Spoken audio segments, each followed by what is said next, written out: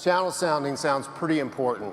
Can you please explain channel sounding and how NI's recently introduced millimeter wave transceiver system can be used for channel sounding? Sure, James. The channel sounder I have on stage is based on a unidirectional configuration of the MTS, the millimeter wave transceiver system, where the receiver is on this rotating gimbal here, and the transmitter is on that side of the stage on that rotor. So for this demo, we're going to measure the channel characteristics at 73.5 gigahertz live on stage. Now in channel sounding, the transmitter sends out a probing signal, and the receiver here listens to the strength and the number of echoes, that is, the multipath reflections. Now in this graph here, we can see the instantaneous channel impulse response, where all these impulses are the multipath reflections.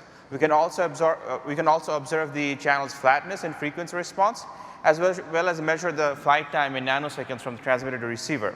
The channel sounder also lets us measure the path loss and absorption of building materials, say drywall or glass, up to 170 dB.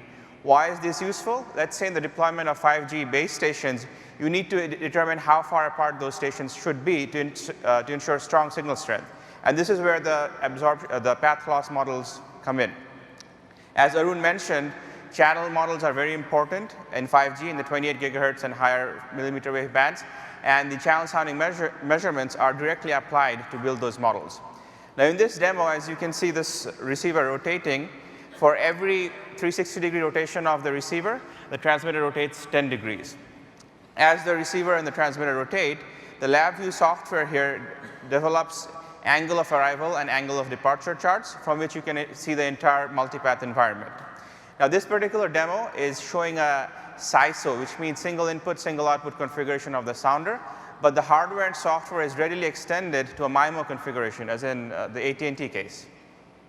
So this has to be an NI week first. Channel sounding on the NI week stage at 73 gigahertz.